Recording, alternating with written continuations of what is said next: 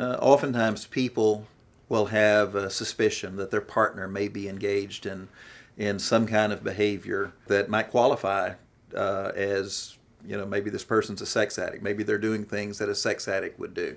I get calls like that, get emails from people that ask me, how can I tell if my partner is a sex addict? First thing I'd say is just because there is something suspicious going on, that it doesn't necessarily mean that a person is a sex addict, or even if this person suspects their partner's doing something, just because you've got a suspicion doesn't mean that there is something going on.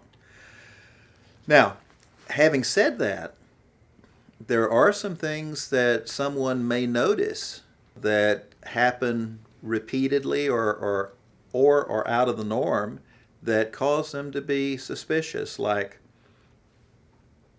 maybe their partner begins taking their laundry to the cleaners, or maybe takes a single piece of laundry to the cleaners, or they notice that their partner is continually texting where they haven't been in a habit of texting before, or if they're on a computer screen and then the person walks in, a partner walks in immediately, they get off the computer screen, or there's any number of suspicious behaviors that may be indicators something is going on. It may be that this person not only suspects it, but they know there is something going on. Not just a suspicion, but they've got the evidence. What do they do then? Well, the first thing I would say is don't do anything hastily. Don't make a rash decision. And frankly, don't think that the relationship has to be over because there is some sexual behavior going on that doesn't involve the spouse. So what does a person do? What does a partner do if they are in relationship with a sex addict or someone who believes they may be a sex addict? Well, the first thing I would say, I would encourage them to seek out a therapist, seek out someone who has an expertise in dealing with sex addiction, who has not only some experience with it, but has significant training in the area. Be able to process it with them, process it with a mental health care professional. If it is a sex addiction, again, there is hope for that. There is treatment.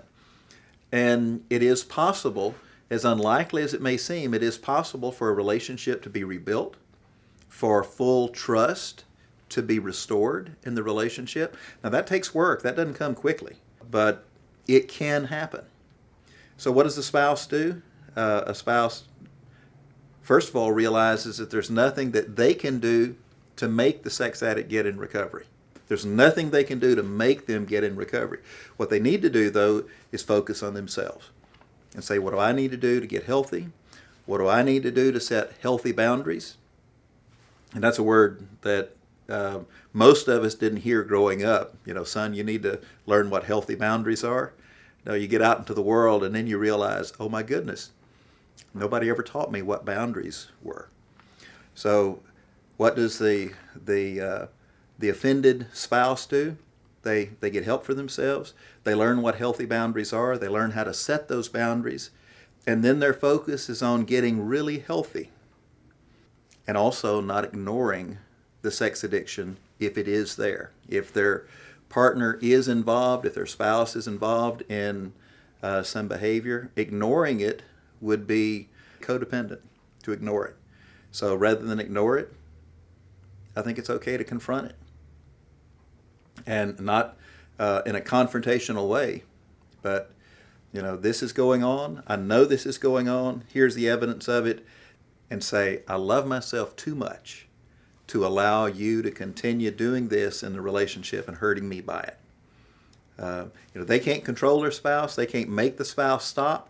But what they can do is have a healthy enough boundary to say, if you're going to continue, then I'm going to choose to go on with my life without you.